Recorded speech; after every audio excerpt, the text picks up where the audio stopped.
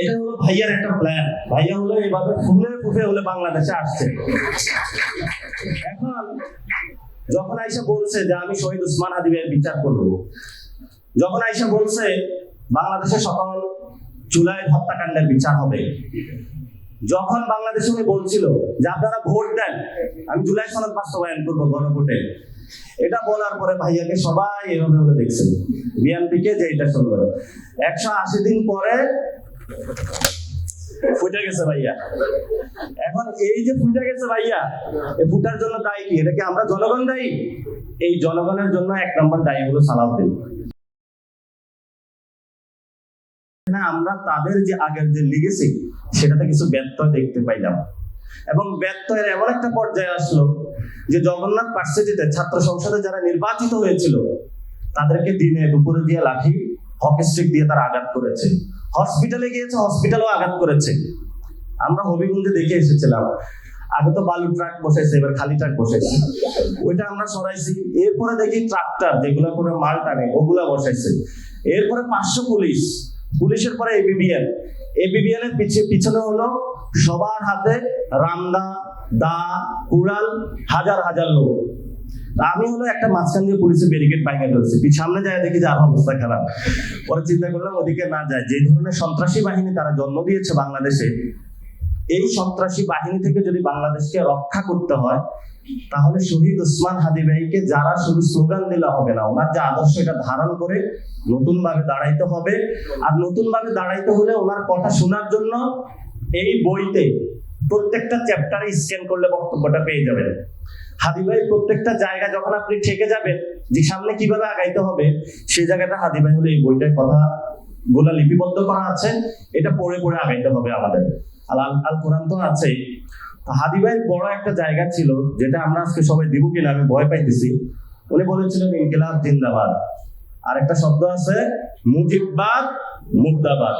আমরা আজকে এই হলে 1 মিনিট একটু স্লোগান দিই আপনাদের, একটু ইনকিলাব জিন্দাবাদ, মুজিববাদ মুর্দাবাদ, ইনকিলাব জিন্দাবাদ, মুজিববাদ মুর্দাবাদ। উনি আরেকটা স্লোগান দিয়েছিলেন নারায়ে তাকবীর, এটা সবার স্লোগান। এই নারায়ে তাকবীর স্লোগান দেওয়ার বাংলাদেশের সকলের অধিকার আছে। উনি একটা সার্বজনীন ভাবে এই দাবিটা উত্থাপন করেছিলেন। আমরা আশা করব এই দাবিটার সাথে সাথে উনি যে স্লোগানগুলো ছড়িয়ে দিয়েছেন বাংলার বুকে, সেগুলো ধারণ করতে হবে। শেষ পর্যায়ে একটা কথা বলে শেষ করব। আমার তো পাশে হল ছিল জিয়াউর রহমান হল, এই হলে আসতাম নুডলস টুডলস খাওয়ার জন্য। তো এই হলের ছাত্রলীগের সেক্রেটারি ছিল আলামিন, ও আমাদের ব্যাচমেটই। ওরা হলো হলের ছাদে হলো মদের ব্যবসা করতো, গাঁজার ব্যবসা করতো, এবং এখানে একটা রিডিং রুম ছিল না বঙ্গবন্ধু হলে, খুবই বাজে অবস্থা, তারা পড়াশোনা করতো। একটা অডিটোরিয়াম ছিল না আজকে। এবং এই হলে শহীদ ওসমান হাদি ভাইয়ের যখন এই হলের নামকরণ করা হলো প্রস্তাবিত, আজকে জুলাই স্মৃতি ভবনে এসে একটা অডিটোরিয়াম হয়েছে, এটা জনগণের ট্যাক্সের টাকা, এটা কারো টাকা না। কোন দল যদি দাবি করে যেটা আমার টাকা, বিএনপি দাবি করবে, এনসিপি দাবি করবে, জামা, এটা হলো জনগণের ট্যাক্সের টাকা। স্টুডেন্টরা ট্যাক্স দেয় সরকারকে, তাদের পড়াশোনার দায়িত্ব সরকারের। সরকারের অবকাঠামো নির্মাণ করতে হবে।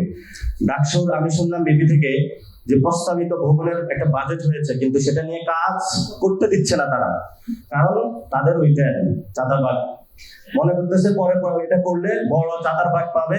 এখন যদি করে সাদিক কেমটা হলো চাঁদাবাজদের বিরুদ্ধে অবস্থান নেবে, এই জন্য তারা কোনো কাজ করতে দিচ্ছে না। আর অনেকগুলা প্রকল্প আছে সেগুলো তারা করতে দিচ্ছে না। তো এটা ফাইট করে যাচ্ছে, আমরা ওনাদের সাথে আছি ইনশাল্লাহ। এখন বলবো গত 180 দিনে বাংলাদেশের মানুষ কি অবস্থায় আছে। 180 দিনে প্রথমে বাংলাদেশের সবচেয়ে এখন নিপীড়িত হলো পোশাক শ্রমিকরা। স্বয়ং সিপিডি বলতেছে যে অনেক 900 মতন কারখানা বন্ধ হয়ে গিয়েছে, হাজার হাজার শ্রমিক হলো কর্মহীন। দ্বিতীয় নাম্বার পরিবহন সেক্টরে, কালকে এক উবার ড্রাইভার আমাকে বলতেছে যে আপনারা কথা বলেন না কেন, যে আমি হলো সিরিয়াল ধরে সারা রাত হলো গ্যাস পাই না, সিএনজিরা হলো দাঁড়ায় আছে, আপনারা যে কোনো পেট্রোল পাম্পে যাইবেন, সিএনজি স্টেশনে যাইবেন, কোথাও গ্যাস নাই, সরকার গ্যাস দিতে পারতেছে না। তো একজনকে জিজ্ঞেস করলাম যে কাহিনীটা কি ভাই, বললো কাহিনী হলো যে প্রথমে তেল দেয় নাই, পরে যখন হলো এদের সিন্ডিকেট যারা আছে হাওয়া ভবনের, এদের পকেটে যখন টাকা ঢুকছে তখন হলো তেল চলে আসছে। তো এখনো বলতেছে যদি ভবিষ্যতে আমাদের গ্যাসের দাম বাড়ায় যায়, সিন্ডিকেটে টাকা নিয়ে যায়, তাহলে নাকি গ্যাস চলে আসবে। তো আমরা আশা করবো যে সরকারের এইসব ছল ছাতুরি না করে ভবিষ্যৎ বাংলাদেশে গ্যাস, বিদ্যুৎ, পোশাক শ্রমিক যারা রয়েছে তাদের সমস্যার সমাধান করতে হবে, যারা পরিবহন খাতে রয়েছে তাদের সমস্যার সমাধান করতে হবে। আরেকটা বড় সমস্যা হচ্ছে সেটা হলো পুরো বাংলাদেশের কৃষকদের মধ্যে হাহাকার। সারের বস্তা 1300 টাকা, ইউরিয়া সার, সেই 1300 টাকা সার ওইখানে কিন্তু হচ্ছে 1800 টাকা। তো আমি একজন কৃষককে জিজ্ঞেস করলাম টাকাটা কই, কয়টা কি আপনি বুঝেন না, না বুঝলে রাজনীতি করতে আসছেন কেন? এটা ভাইয়ার পকেটে চলে গেছে। তো ভাইয়া হলো সারাও টাকা নিয়ে যায়, পেট্রোল পাম্পেও টাকা নিয়ে যায়, গ্যাস স্টেশনও টাকা দিয়ে যায়। ভার্সিটি ভাইয়ার আবার এই সন্তানরা আছে, তারা হলো বিভিন্ন প্রকল্প হলো ধরে রাখছে যে না এগুলা যদি কোনো টেন্ডারের টাকা না পাইলে।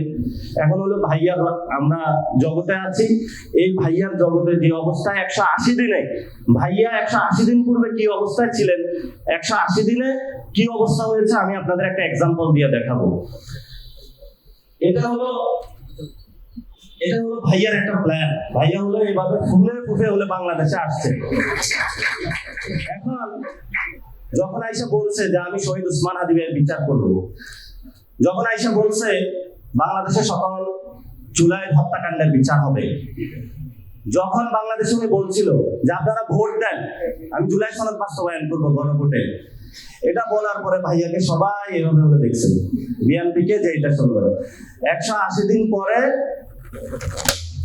ফুটে গেছে ভাইয়া। এখন এই যে ফুটে গেছে ভাইয়া, এই ফুটার জন্য দায়ী কি? এটা কি আমরা জনগণ দায়ী? এই জনগণের জন্য 1 নম্বর দায়ী হলো সালাউদ্দিন। 2 নম্বর হলো আরেকজন আছেন, টুকু ভাই মনে হয় না, এগুলো নামে মনে থাকে না, যে জ্বালানি মন্ত্রী। উনি বলে যে লোডশেডিং এর তারের দূরত্বের কারণে লোডশেডিং হয়। তারপরে ওনাদের আরেকজন আছেন অর্থমন্ত্রী, অর্থমন্ত্রী হলো ইসলামী ব্যাংক দখল করতে গেছে। তারপরে ওনাদের একজন স্বাস্থ্যমন্ত্রী আছেন, উনি হলো আদ্দিন হসপিটাল দখল করতে গেছেন। একজন এডুকেশন মিনিস্টার আছে, উনি ছাত্রদের বললো ব্রয়লার মুরগি, এবং বললো এটা আমি আমার মেয়েকে বলছি, তোমাদের বলি নাই। তাহলে তো আরো বড় অপরাধ করেছে উনি।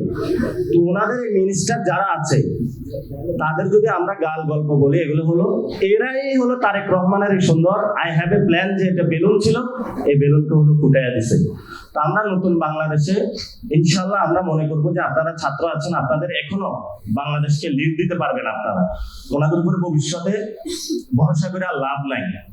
অনেকে একটু বুঝছিল যে না একটু দেখি, মনে হয় যায় লন্ডন যায় পরিবর্তন হয়েছে, সবাই বুঝে গেছে পরিবর্তন না। এটা প্রধানমন্ত্রী বলতেছে প্রোগ্রামে, এই গুপ্ত গুপ্ত গুপ্ত, এটা প্রধানমন্ত্রী ভাষা, এটা কোনো প্রধানমন্ত্রী ভাষা হইতে পারে না। তার বলছে তুই বয়, এটা কোনো প্রধানমন্ত্রী ভাষা হইতে পারে না।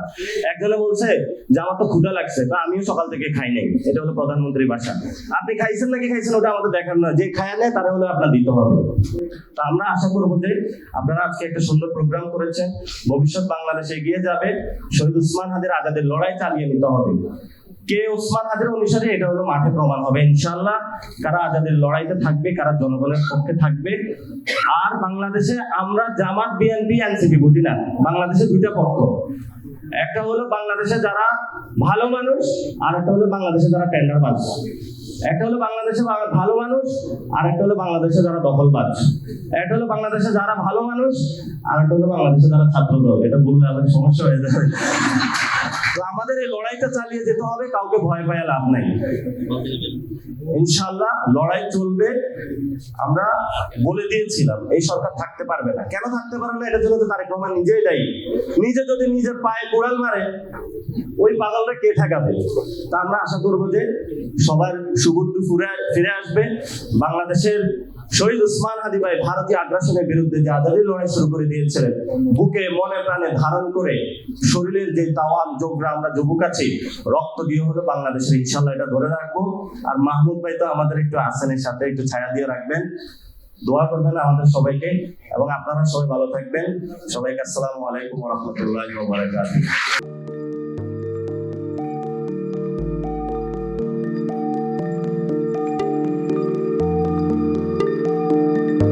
1 জানুয়ারি 2026 ইউটিউব জার্নালিজমের অগ্রদূত changeTV.press সংগ্রাম মুখর 7 বছর পেরিয়ে পা রাখলো গৌরবান্বিত 8 বছরে। এই আনন্দ প্রহরে সবাইকে নিরন্তর শুভেচ্ছা। আমি নিজেকে ধন্যবাদ মনে করি, আমি সৌভাগ্যবান চেঞ্জ টিভির পক্ষ থেকে আমার সাক্ষাৎকার নেওয়ার জন্য তারা আসছেন এবং চেঞ্জ টিভি দীর্ঘ 8 বছর ধরে এই কাজগুলি করছে। আমি তারা অনেক ভালো কাজ করেছেন, দেশের মানুষের সুখ দুঃখের কথা প্রত্যক্ষ তুলে ধরছেন। আমার আশা থাকবে চেঞ্জ টিভি সামনের দিকে উত্তরোত্তর আরও সমৃদ্ধ হবে।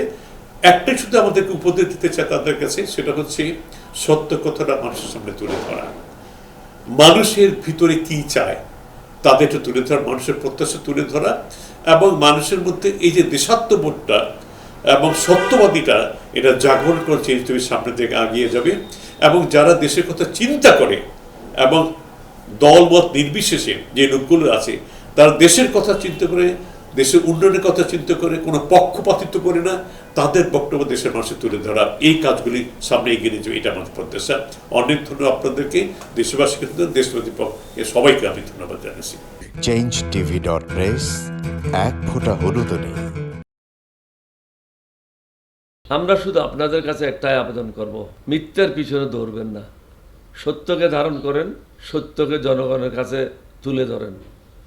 সেটা যতই কঠিন হোক না কেন পিছপা হবেন না, ভয়ের কোনো কারণ নাই। আল্লাহর সাথে থাকেন, আল্লাহ আপনাকে সাহায্য করবে। কোনো মানুষের কাছ থেকে কোনো সাহায্য কামনা করবেন না। ধন্যবাদ।